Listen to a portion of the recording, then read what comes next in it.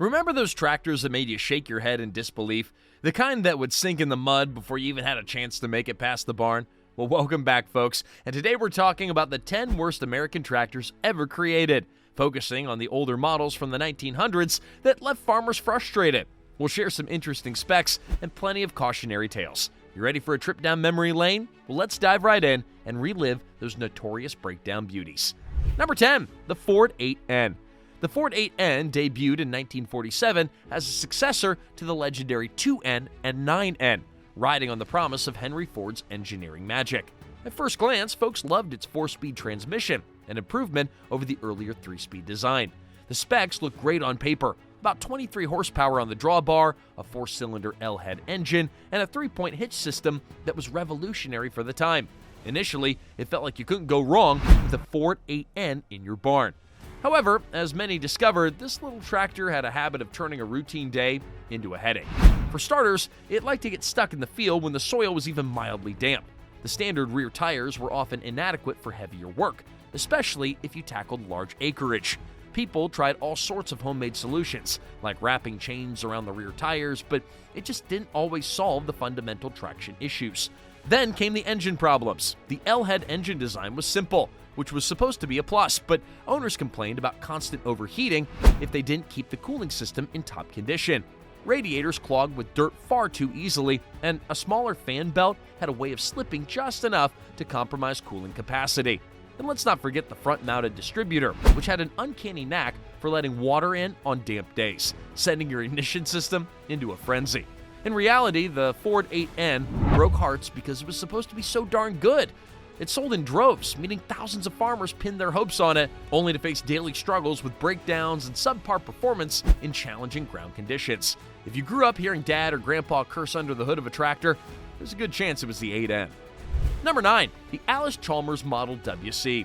The Chalmers WC arrived in the 1930s and continued to appear on farms through the 1940s. In many ways, Chalmers contributed some real innovations, like the adjustable rear-wheel track.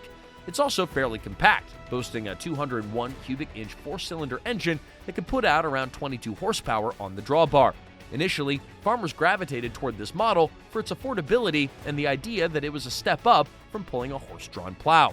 But once the honeymoon period was over, a handful of glaring flaws took center stage. Its narrow front-end design proved surprisingly unstable on uneven ground. Slopes or ridges that larger tractors could handle without fuss often spelled trouble for the WC. You'd find yourself fighting the steering wheel just to keep it upright if you weren't cautious about how you approached certain terrains. Then there was the magneto ignition system, notorious for requiring frequent tinkering. Sure, magnetos were common back then, but the WC's configuration seemed especially sensitive.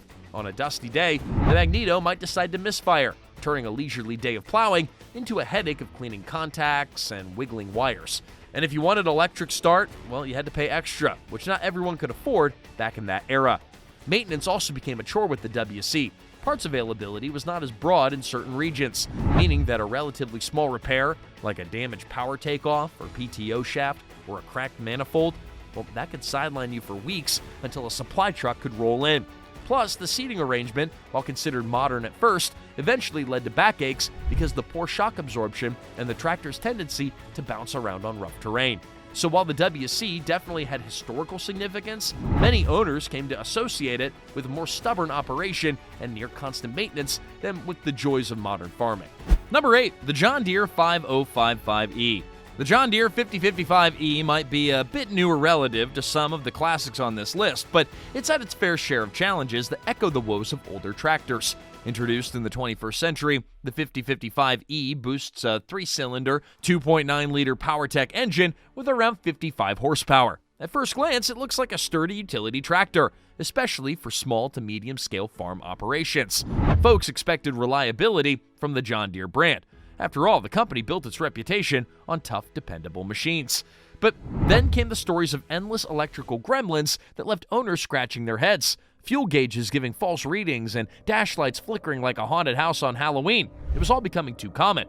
Now, some farmers found themselves stranded in the field because the tractor just refused to start for no apparent reason, only to magically work again hours later. Now, this sort of unpredictability can just drive someone mad, especially when every minute counts during a planting or harvest season. And to make matters worse, the 5055E had a reputation for being a bit underpowered when hooked up to heavier implements. It would bog down easily if you tried to push it beyond basic tasks like hauling hay or lightly disking a field. The hitch lift capacity, while advertised in a positive light, occasionally struggled to hold up heavier attachments without significant front-end ballast. That made for some tense moments, especially on hilly terrain. But hey, jokes aside, many farmers who trusted the John Deere name felt let down by these inconsistencies.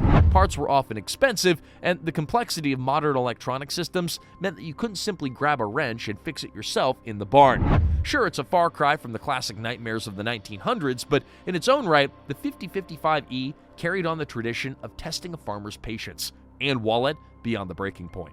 Number 7, the Bellarus 510. Now, the Bellarus 510 isn't exactly an American-born tractor, but it showed up on American soil in the 1900s with high hopes of providing an affordable, straightforward machine for smaller farms. It came with a 4-cylinder diesel engine generating roughly 50 horsepower. At first, folks were intrigued. The Soviet-era design promised simplicity and an incredibly low price tag compared to more famous U.S. brands. However, once the tractor started rolling off containers and onto fields across America, the complaints, well, they rolled in just as fast. The biggest problem? Getting parts and service for a Bellarus 510 was like trying to find a needle in a haystack.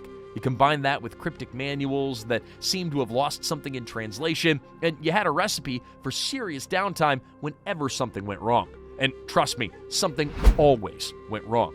The gear shifting was also notoriously stiff, sometimes requiring just enough arm strength to break a sweat moving from one gear to another. Clutch adjustments were fussy, and the hydraulics had a habit of leaking at the most inopportune times. These repetitive breakdowns turned many owners into amateur mechanics by necessity, not by choice. If you ask any longtime Bellarus 510 user, they likely had a stash of baling wire, spare hoses, and a well-worn toolkit on board at all times. Then there was the tractor's aesthetic, which we politely call utilitarian. While looks might not matter that much in a farm tractor, the bare-bones instrumentation and rough cab design made operating the 510 for long hours a painful experience. Heat and vibrations transferred directly to the operator with minimal insulation or suspension. That being said, a day on the Bellarus 510 often felt longer than it should have. While some owners still defend its rugged simplicity and affordability, the consensus remains that the Bellarus 510 caused more stress than it was worth, leaving a dusty trail of regret across many American fields. Number 6, the International Harvester 656. International Harvester had a rich legacy of creating durable farm equipment, so the debut of the IH656 in the mid-1960s drew considerable attention. Powered by a 263 cubic inch gas engine or a 282 cubic inch diesel, it seemed like a versatile option, offering around 60 horsepower on the drawbar. The operator's platform featured more modern touches than earlier IH models, such as a rear-range shift lever and a slightly improved seat. It all looked fantastic in the brochures. Once farmers started putting the 656 to work, though, the reality set in. The torque amplifier, or TA system, designed to provide on-the-go shifting for improved power under load, often failed. Owners began joking that TA stood for trouble always, especially when it came time to tackle hills or heavy pull tasks. When the TA was working, it was smooth and helpful, but when it wasn't, you basically had no middle ground between gears, turning uphill tasks into a slow and grinding fiasco. Even simple maintenance tasks like changing filters and checking fluid levels, they all became annoyances. The engine compartment was tighter than you might expect, so you needed a contortionist's flexibility to reach certain spots. Parts also weren't the cheapest, and the 656 complexities meant that you couldn't always rely on old-school fixes like some duct tape and a crescent wrench. Oil leaks around the rear main seal were also notorious, sometimes leading to serious friction problems in the clutch if owners didn't catch them in time. Now that's not to mention the overheating issues that also cropped up.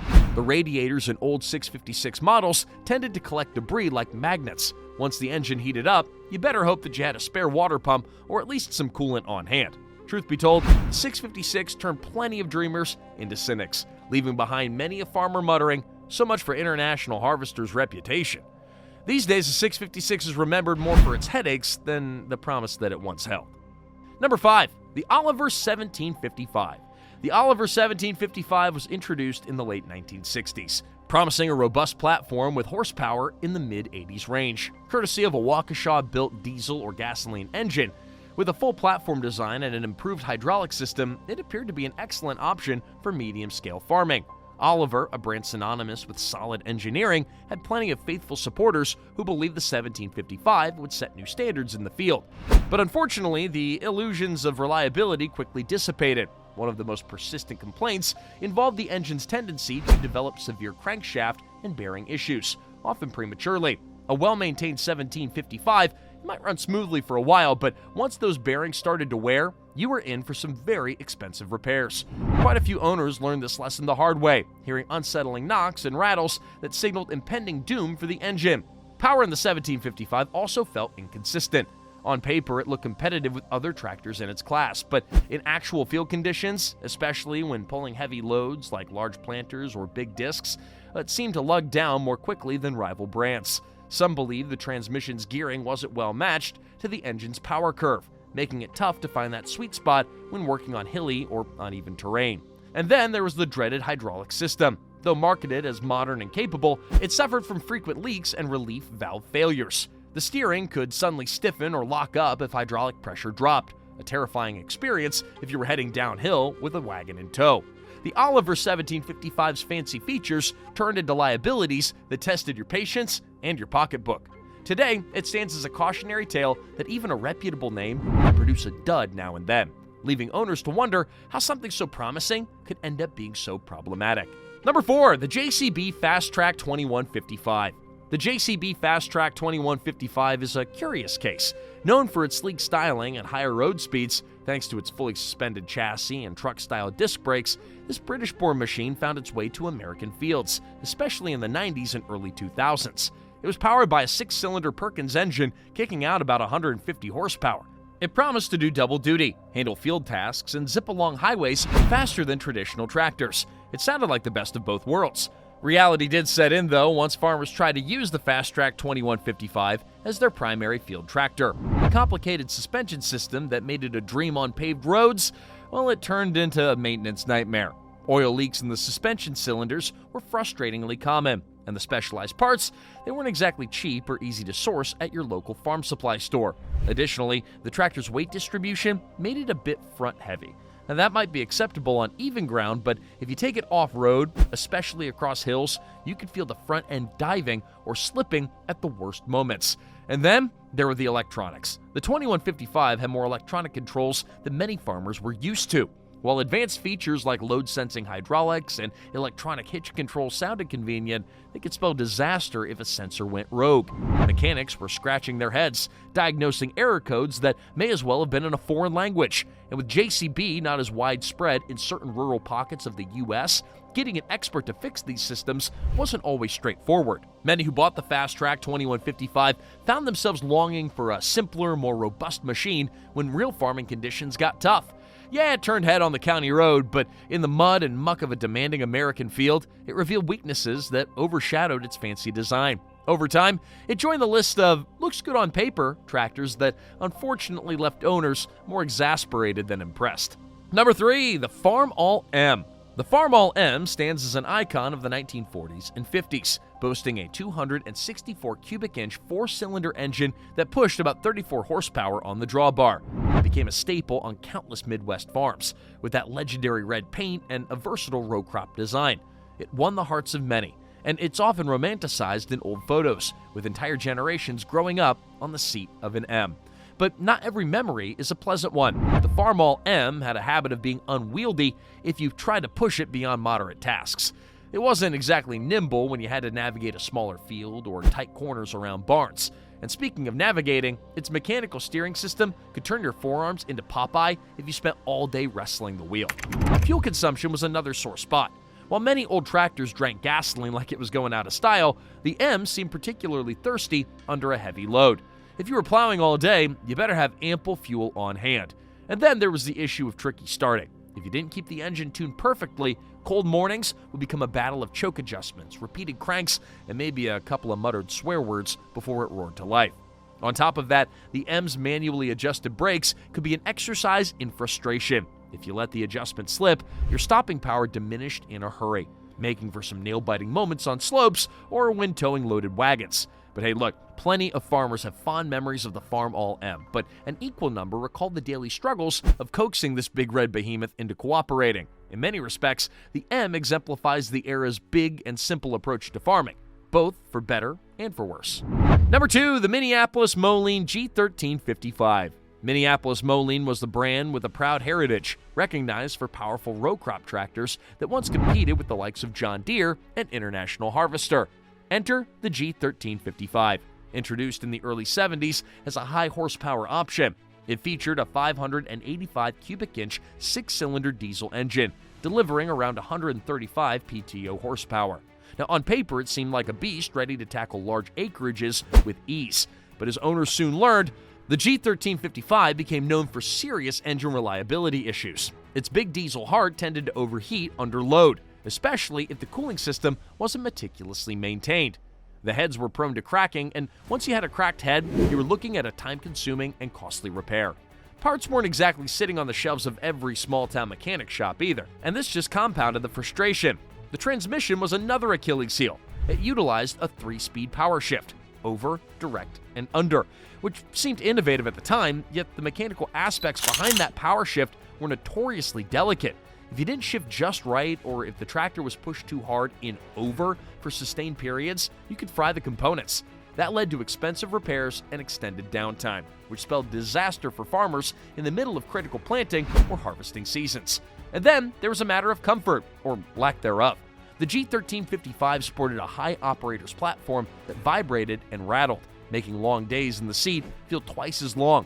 The steering sometimes lost its assist, forcing you to muscle the wheel as if you were driving a pre-war relic. In reality, many owners ended up regretting their purchase when they realized how finicky and failure-prone the G1355 could be.